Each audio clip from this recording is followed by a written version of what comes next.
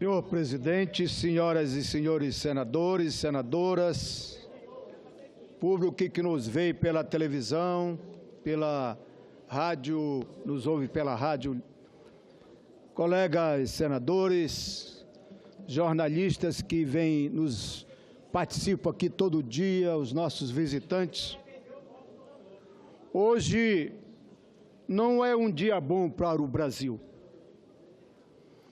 Para a nossa geração, que tanto lutou por um Brasil justo, soberano, democrático, por um país desenvolvido, um país que dá oportunidade para todos, verdadeiramente não é um bom dia para a nossa democracia.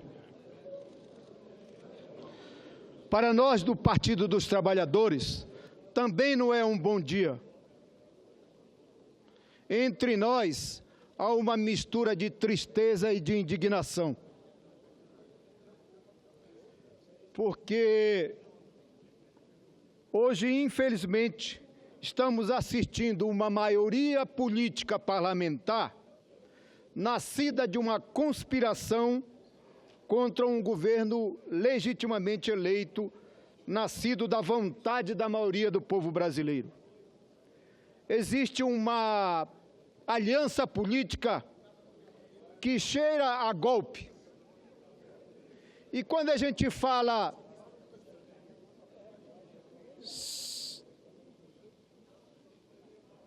Presidente, queria que assegurasse aqui minha palavra, que um minuto de interrupção aqui.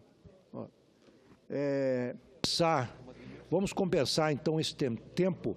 O senador Lindenberg veio aqui à presidência justamente para tentar alterar novamente o plano que havíamos acordado. Então, Vossa Excelência está com a palavra e retornamos esses 2 minutos, ou o minuto que falta, acrescentamos ao seu discurso. Estava dizendo, presidente, que nós hoje estamos assistindo uma maioria parlamentar nascida de uma conspiração contra um governo legitimamente eleito, nascido da vontade da maioria do povo brasileiro. Existe uma aliança política com cheiro a golpe. E tem muitos colegas aqui que fica meio importunado quando a gente fala em golpe. Mas é uma mistura dessa maioria política que se estabeleceu. E quem diz isso não é só nós do PT, não é só nós que defendemos a questão contra o impeachment. Mas o mundo inteiro está a reclamar. Nos principais meios de comunicação, essa é a verdade que circula. A democracia brasileira está ameaçada.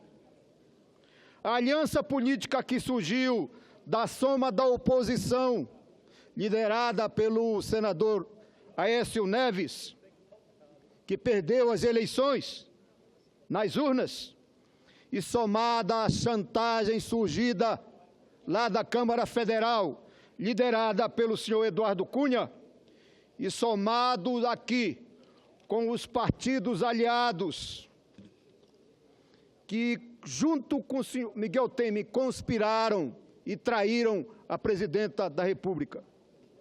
E se some a isso o projeto midiático, liderado pelos grupos Globo e Abril, que tem o papel de criminalizar aqueles que estavam no poder, principalmente o PT, a sua principal liderança, o companheiro presidente Lula. É isso que, num processo sofisticado, somaram essa maioria política aqui, e misturado com um conjunto de hipocrisia que se estabelece aqui. E olho para os companheiros, criminalizam o PT. O PT é um partido corrupto. O PT é que inventou um conjunto de coisas. E repetem isso.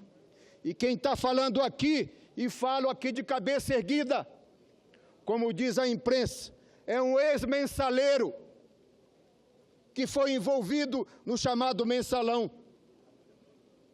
O senhor participou do julgamento. presidente.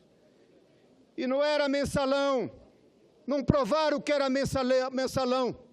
Eu, líder do PT, deputado federal do PT, tinha que receber algum discurso por fora para votar no meu projeto político, no projeto do meu partido. Mas fui julgado, porque se inaugurou no Supremo Tribunal Federal, no Ministério Público, o julgamento político, misturando a política com a justiça e o julgamento. É assim que se faz hoje no Ministério Público. O processo do Lava Jato está confundindo e confunde a questão de o que é propina da corrupção e o que é apoio aos partidos políticos, aos candidatos.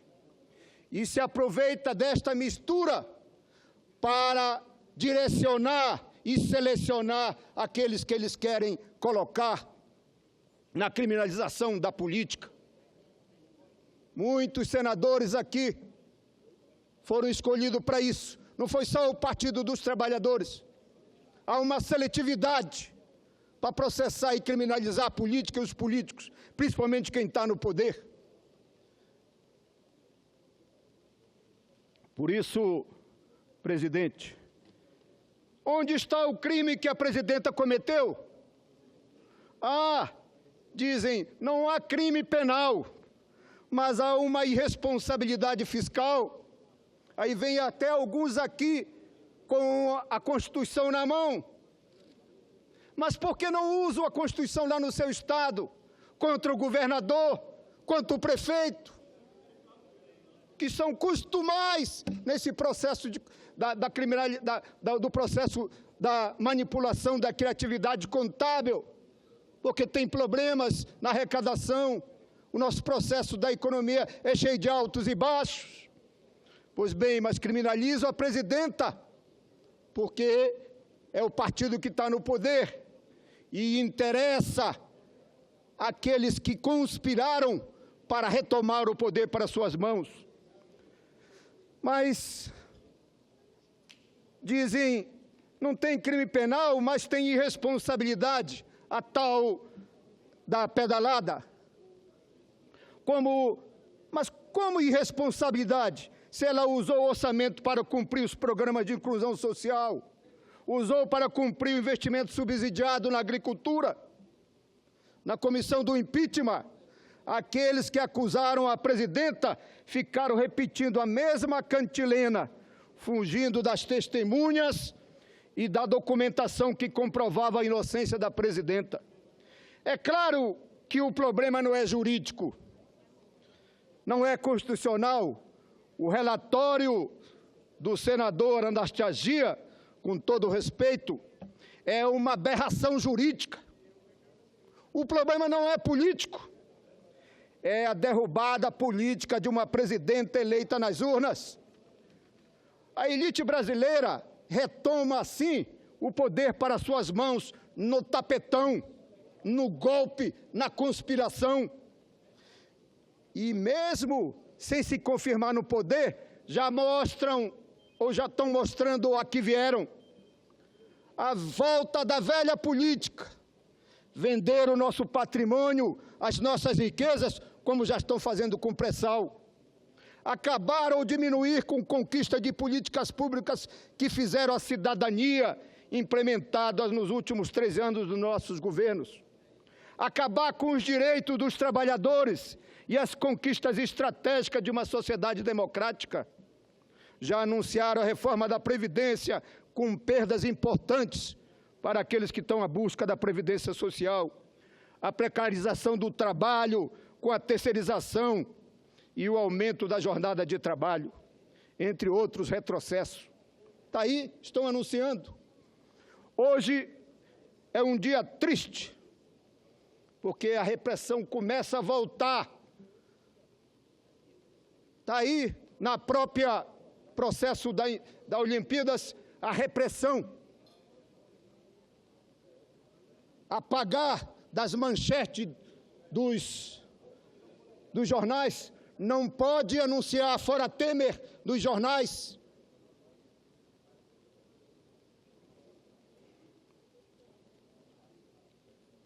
demonstrando um prenúncio de que o Brasil está sob a ameaça de viver outra vez sob o governo de um governo autoritário. A democracia está indo para o ralo da história. A elite brasileira na história do Brasil sempre agiu assim. Quando perde o poder, retoma no golpe, na marra, na mentira, na pregação do caos. Nós, os trabalhadores e democráticos, sabemos quanto custa a democracia para nós.